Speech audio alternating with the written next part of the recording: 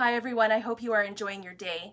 Some of you may already know that I have done 2 videos about the Toronto International Festival of Authors, and today I'm going to be finishing that off with part 3.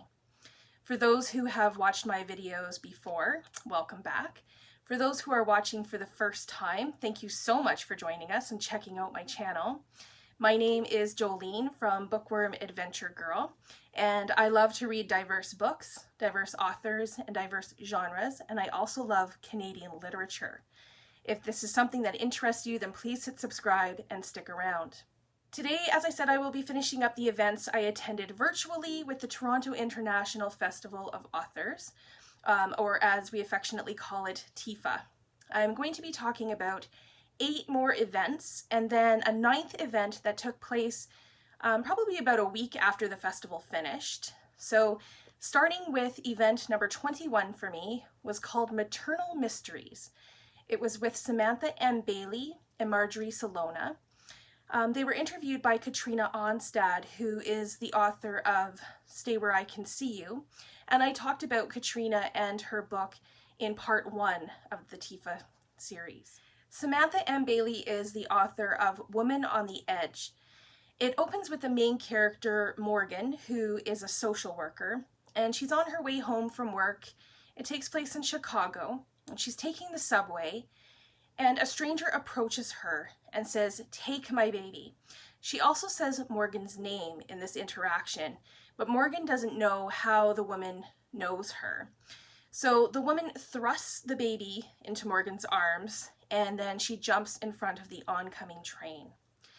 The story was inspired by the author standing in a Toronto subway, and she saw a woman with a baby standing on the platform, and they were very close to the edge. And she talked about just seeing this woman and the exhaustion in her. So the premise of the book hit her, and she wanted to explore new motherhood and postpartum depression. Samantha talked about her own experience of anxiety of being a new mother. She thinks it's important to discuss these things, and that we need to let go of the idea that we have to be perfect. So in her book, she did not want to say that motherhood is synonymous with womanhood, and she explained that motherhood doesn't mean that you have given birth. Motherhood doesn't mean that you have been pregnant. And in the novel, Morgan wanted a child so desperately and feels an incredible loss of what she never had. And Nicole, on the other hand, who has a daughter, hadn't really wanted to have children, but both of these women instantaneously wanted to protect the baby. Marjorie Celona is the author of How a Woman Becomes a Lake, and this story is about a filmmaker named Vera who goes missing on New Year's Day in 1986. It's told by 7 different characters of how she disappeared, and it's like her husband, the policeman on the scene, and others as well, including Vera herself. And I like that 2 of them are child narrators. I think that is quite interesting. So initially, Marjorie said that she wanted to examine fatherhood, and then she became pregnant while she was writing the book, and she said suddenly she realized that she had something to say about being a mom and loving your children, and felt a bit angry about how things were set up for working parents and babies. She talked about the need for people to slow down and give their children what they need. This is one of my upcoming reads, so I'm trying to go into it without knowing too much about it. I think it will have more of an impact that way. So in both books, there is a biological mother and a woman who is not a mother. And Marjorie wanted to use a different vantage point with the person who is not a mother. Her idea was to give a different perspective about their families and how they raise their children. Both books are mysteries or psychological thrillers, and in the discussion they talked about having mothers as a main character in mysteries and in psychological thrillers, and they said that it's kind of becoming a trend. And Samantha said that it is, and that it's all based on fear. And Marjorie talked about the shift of having the literature of motherhood, that it's actually been, that motherhood is finally being considered a topic worthy of conversation, that it's no longer considered a niche anymore. And she talked about being a female author and saw a shift within the last 10 years of it not being as rare as it used to be. Event number 22 was Modern Love, Betrayal, and Ourselves with Shani, Mutu, and Nnenna Norenega. They were interviewed by Jade Colbert, and in both of these books, the central conflicts are internal. So Shani Mutu is the author of Polar Vortex. This story is about how a person deals mentally with something. It's not about the action. And I have to admit that when I was first reading this, I did think, like, when is something going to happen? And then once I realized that the book is about the character and their thoughts and how they are processing things and perceiving things, it made much more sense to me. And even Shani said that, she realized that there were connections that she didn't set out to make that were being made. I really liked this book, and the more I think about it, the more I like it. I have also enjoyed all of the interviews I've seen with Shani Mutu. She is quite interesting, and I want to read more of her work. She is currently reading Michelle Good's 5 Little Indians, which I absolutely loved, and she's also reading Ian Williams' Reproduction, which I'm still hoping to get to by the end of this year. Norenega is the author of Wash's Praise. This book is written in verse, and I'm not sure I've ever read a book quite like this one. It's a very quick read. Cuckoo is the main character. She has a profound hunger to be a visible, practicing Muslim woman, but she's also isolated and struggling from feeling disconnected and having a lack of intimacy. So Cuckoo ends up having an affair with a married man. And the other character in the story is Noof, who is Cuckoo's friend. And Noof gives another approach to her faith. Her faith is more about gratitude, where Cuckoo's is more about neediness. And I just finished this a couple of days ago, so I'm still thinking about this one. Noor's been reading Canadian author Michael O'Donnell, who I really need to read more of. The 23rd event was Sleep to Dream with Samantha Harvey.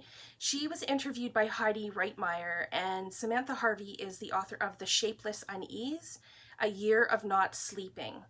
So this is a memoir of insomnia and sleep deprivation, and Samantha's had insomnia for 3 years. She never had any problems with sleep before, and they talked about the book being a total accident because she had never written about herself, and the idea of writing about herself and about insomnia, which was not a favorite topic of hers, it was very much outside her comfort zone. But she needed a way of coping with the insomnia since it really wasn't going away. So she did the thing that she knew how to do, and she started to write, about what was arising from this state of being sleep deprived. She called it a horribly alive state, and she would write in short episodes while dealing with insomnia. And Samantha said that she struggled the most with publication because of the parts of the book that are about her family. The positive side of the publication is that she thinks it's miraculous that she can write something and somebody else reads that and then can bring it into their own world and their own experience. So she finds that to be a miraculous exchange from, writing to reader. So she says that she's never had an agenda for the reader, but she hopes that it will speak to someone else. And in the discussion, they did talk about whether insomnia is medically diagnosed. And Samantha said that it is, but there's no pathway that is mapped out in her current health system. She said they don't seem to know what to do about it.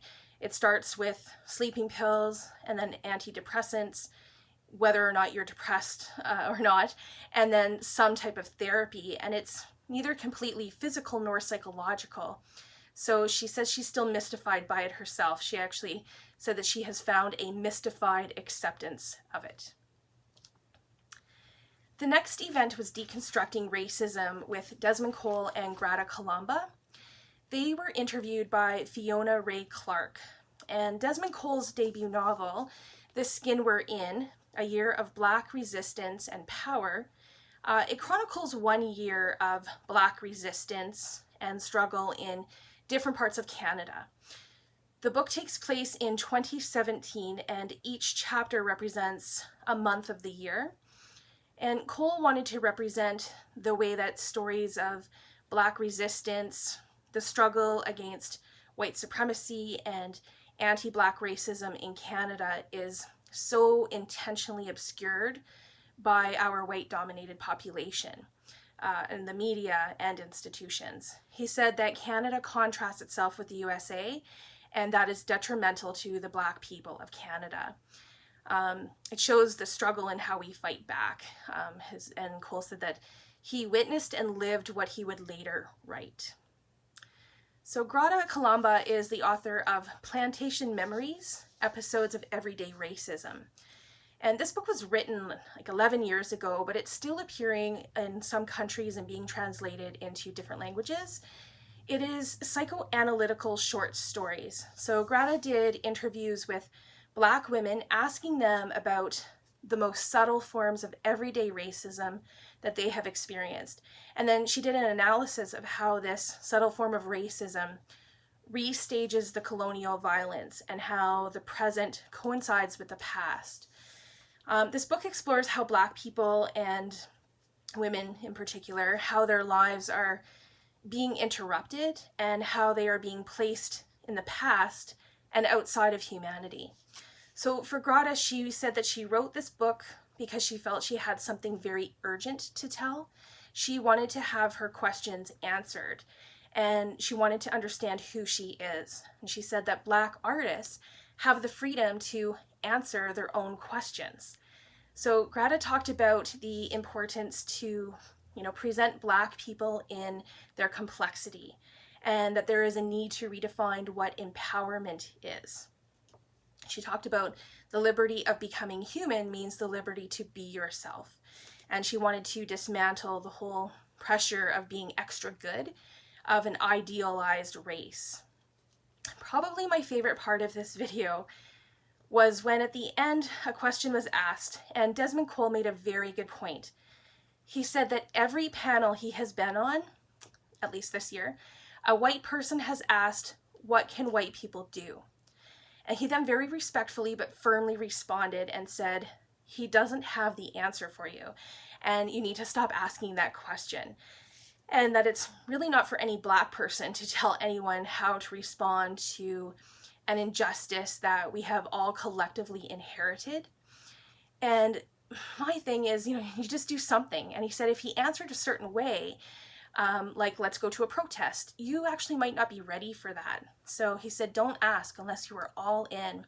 And I think that this is so important. And as a white person, I will say this, that I've worked with many people, and I have been with them sometimes on their hardest day of their lives, and some of them have lost loved ones, and we often say things like, if there's anything I can do, please let me know, don't hesitate to call. And we might mean well by this, but the problem is that they don't know what they need, and they are not in a place to tell you what they need because they are sitting in their own grief trying to figure it out themselves. So one of the best advice that I was ever given was don't ask, just do. So, what have you needed when you were grieving? That's what you should do. I think the same applies here, that the suffering of Black people have endured, the losses they've grieved, they are trying to figure it out too and figure out what the next steps are. So as a white person, we just need to be there and support them and be there when they do ask for help, but to be prepared when the time comes to step up. Read these books and others to learn how, you might be contributing to the subtle racism without even knowing it, and change it. And I think as a white person, we need to stop saying, it's not me, and figure out how it is us, and then make changes and help others do the same. So we're all learning in this together, and both authors did talk about the timelessness of these books, and I would agree. I think they are timely and timeless. Up next was The Meaning of One Life with Aslan Hunter and Sarah Leapseeker. They were interviewed by Kate Pullinger, who is an author I talked about in part 1. The books both have themes of the meaning of mortality and the impact on the world of individuals. Aslan Hunter is the author of The Certainties, which questions the entwined fates of 2 refugees in a Spanish village during World War II. And Hunter started writing during the Syrian migrant crisis, and she says she found herself consumed by the idea of homelessness and terror. So in this novel, she looked to the 1940 mass migration of the Germans coming into Paris, and she wanted to answer the question, what would it be like, to be a refugee in its essence, and how would it destabilize your life, and all of the things that we take for granted. And she also talked about this kind of echoing some of the current things we're dealing with in the pandemic. So the book takes place over 48 hours, and the narrator is unnamed, and one of the characters is Pia, who is only 5 years old, and it sounds very interesting how Pia fits into this person's life, the narrator's life. This is a book about suicide and legacies. Hunter said it's part of our lives to imagine an onwardness of our life. Coming Up for Air by Sarah Leapseeker has 3 main characters. It begins in Paris in 1889, and it's inspired by a true story of a woman who actually existed. And the woman takes her own life in the river scene and is pulled out of the river. She's taken to the Paris morgue, and the myth is that the pathologist at the morgue fell in love with her and had a mask commissioned so he could remember her face. And this mask, I guess, hangs on the walls in people's homes. So this story takes place in Paris, Norway, and Toronto and Scotland. And Sarah said that she writes about Canada because it's home, and she wants that feeling of home. She lives in London, so she said she went to spend some time in Paris a few times to do some research. And she said for Norway, she fudged the whole thing. So she didn't know anything about the time period. And I thought that was interesting. So this book features themes of breathing and struggling with breathing, and also water. There's kind of a poetic aspect of this novel, and this is one that I haven't had a chance to read yet. I think I will probably put it on my 2021 TBR. Next event was Burning Bright. This event was Andre Alexis on The Night Piece, which is a collection of short stories. And Alexis talked about what it was like to be a foreigner, to come to Canada, and the strangeness of Canada that has stayed with him as someone who came from Trinidad. He gave examples of like snow and cold, and he said that each country presents you with a different possibility for death, and that the stories that we tell each other are warnings of how the land can overcome you. And he gave the example that a bear can kill you in Canada, but not in Trinidad. And Andre said that there is a sense that all of his work is an effort to share this confusion that he has. And I liked how he described the immigrant or foreigner experience. I don't think I had heard it quite the way he talked about it. And he talks about something beneath the surface, something is moving. And I loved what he said about dreaming. He said, and I'm quoting him here, he said, dreaming and being an immigrant share that everything is as it's supposed to be. You just don't understand it right. So in his writing, Andre said he is obsessed with the moment of confrontation and the trauma and how the mind deals with it by pretending that things are normal. I thought that this was really profound, and he said that his prose are intentionally relaxed. He doesn't tell you when you are confronting something or when something is not normal. He was very clear to also say that his work is not magical realism. He said some people have said that, his work is, but he said he's influenced by people like Gogol and Kafka, and that magical realism can cast you as someone who is Southern, which he isn't. And for him, he said that his concrete is in the unconcrete, and he said that's very important to him. So he said there's a way in which he works is also an effort to get at the feeling of the divine and the metaphysically beyond. that there is an order to the world that we don't understand. For Alexis, he talked about storytelling as a female art in a Canadian experience. He talked about Atwood, Monroe, Lawrence, and then later came Rickler and Ndonche. But for him, he said it was something deeper than that, because it was through his mom and aunts in Trinidad. His mother, read poetry to him. The voice of women is essential, he said, to have in the work that he does. And both Alexis and Roland, who interviewed him, are both from other countries, and they both expressed that Canadian writers excel and are comfortable with short stories. And it was something I had never really thought of before, but I've reflected on this a bit, and there's probably a lot of truth to this. I remember learning, the importance of short stories in schools, and it does seem to be a form of writing that many Canadian writers at least dabble in. Event number 27 for me was Pain of the Past with Michelle Good, who is the author of Five Little Indians.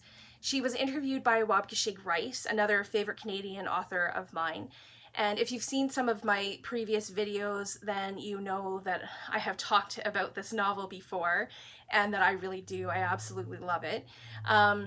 Michelle thought about writing this story for many years. She said that it grew out of her mother's experience of the residential schools, and that all of the people that she worked with as an activist were residential school survivors. So as she heard the terrible refrain, "Why don't they just get over it?" Over and over again, she wanted to answer that question. And she said there's not a lot out there in literature about the lasting harm and how it plays out. And Michelle said that storytelling is one of the most powerful vehicles for conveying ideas and emotions and, a deep and human sense of things. And she chose to write this in fiction because there was a flexibility to it in order to dive into the depth of what it is to walk out of those schools and carry the trauma. She then talked about the inspiration for the 5 characters. Kenny was the first character written, and he's my favorite. She used real psychological impacts to develop the characters. Another character, Clara, has a strong presence in the work, and Michelle thinks it's because she has more relationships with the other characters, and she's the character that is taken into ceremony. And it was important for Michelle to have an activism element in the story, and she used Clara for this and wanted to look at this as an outlet for some very serious rage, and as an expression of how some people got the anger out and reasserted themselves as to who they are. So her answer ultimately is that they experienced this as individuals, but they also experienced it collectively as a people. And that is why they still carry it and can't just let it go. She wanted this novel to say to people who have survived and those who didn't, that their stories are heard.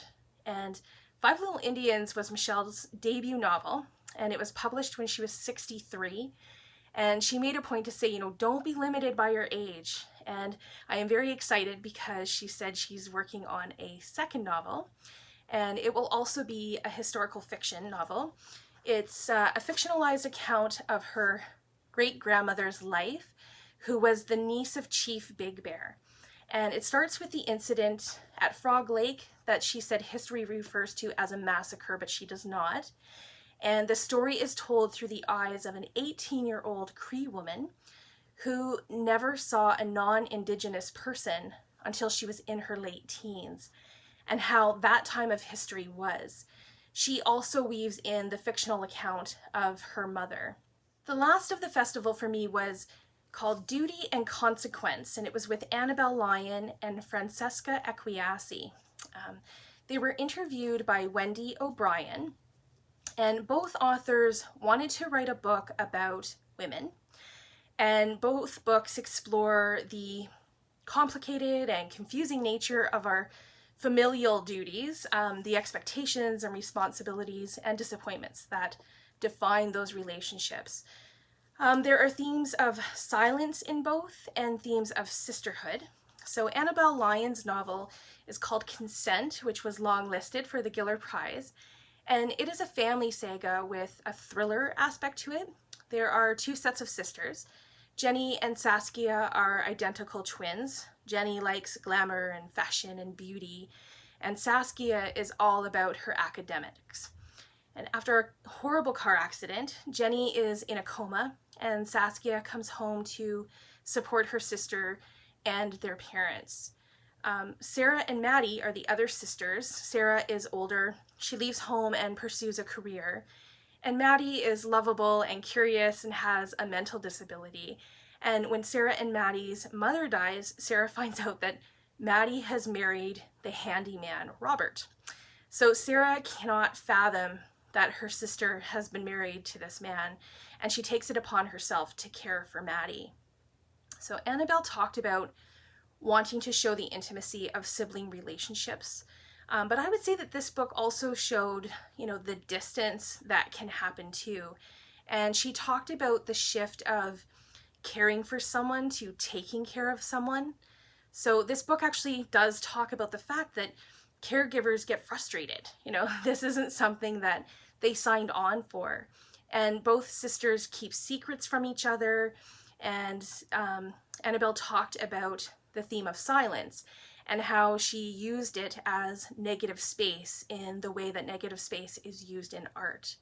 And there's a lot in this short book, and I really enjoyed it. Francesca Equiasi is the author of Butter, Honey, Pig Bread, which is coming up for me to read soon. This is also a family saga with magical realism, and it's a multi-generational story.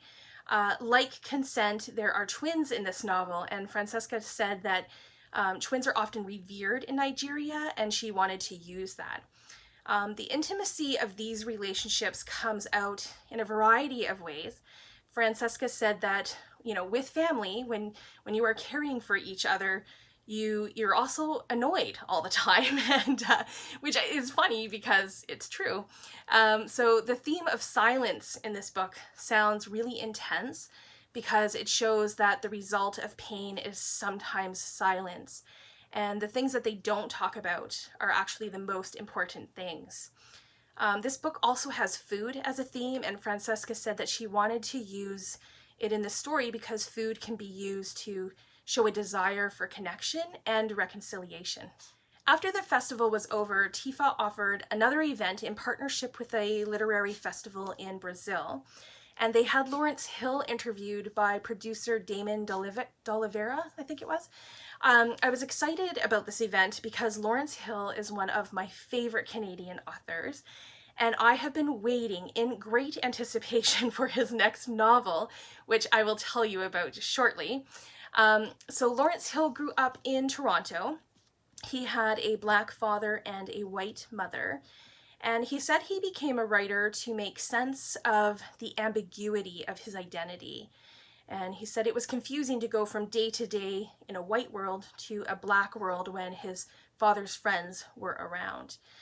And he gave credit to his mother for coaching him in his earlier writing.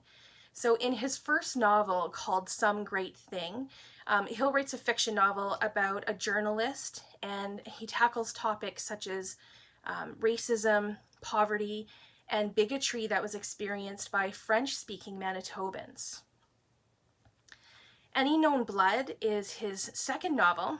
It's about 5 generations of a Black family that moves back and forth from Baltimore and Oakville here in Ontario, which was a smaller endpoint in the Underground Railroad. And this book earned him much more attention. And then he went from fiction to nonfiction with Blackberry Sweet Juice on being Black and white in Canada. And he started interviewing other Canadians who are biracial across the country. So this book is a mix of memoir and accounts of other people's experiences. Next is probably his most famous book to date, and that is The Book of Negroes. Or it was also published in some countries under a different name, and that is, I think it's called Someone Knows My Name. He researched for this 6 to 7 years, and the discussion became around the process of adapting this to the screen, which ended up becoming a 6-hour miniseries. And both Lawrence and Damon talked about having to fight more for Black literature and films. And they said that, you know, the perception is that it won't sell well, but we've seen that this is not true. And Damon feels that they have paved the way for other projects that are to come to Canada. So that would be a good thing. The Illegal was published next, and the idea came from his sister's Karen's husband, who was a Sudanese refugee in Berlin, and he had no documents. So in this book, he uses a fictional island, and his character is an Olympian runner, and he has to flee, and he is undocumented. And then the book that I have been anticipating for a while now, Lawrence said he's still working on it, so I'm very interested in it, because it is a piece of history that I actually don't know about. It's about the Alaska Highway. The Alaska Highway starts in Dawson Creek, British Columbia, and it goes 1,500 miles up through the Yukon into Alaska. And I was born and raised in one of the larger towns along the highway at mile 47, Fort St. John, British Columbia. So I'm really looking forward to this story. It's about the, I guess, thousands of African American soldiers who were brought from the military bases of the deep south of the US during the Second World War, and they came to build the Alaskan Highway. And they had anticipated an invasion of Japanese to attack Alaska, so they were building this road for them to get a way out. And the highway was built under like brutal conditions in the winter, which the soldiers would not have been used to. So Lawrence didn't say when the novel is coming out, but he did say that it is called The Midnight Men. So I'm looking forward to it. He did say that he's also writing a children's novel for 9 to 13-year-olds, so this is something new for him. And it is about a 12-year-old Black girl and a 700-pound crocodile that wishes to eat her, but they have to forge a friendship and they go on a journey. So I'm looking forward to that one as well. Please let me know in the comments if you have read any of the books that I've mentioned in this video, if there are any that interest you, or maybe there's, you know, some books that you are anticipating as well. I look forward to chatting with you there. Thanks for watching. I hope you have a wonderful day, and don't forget to make every day an adventure.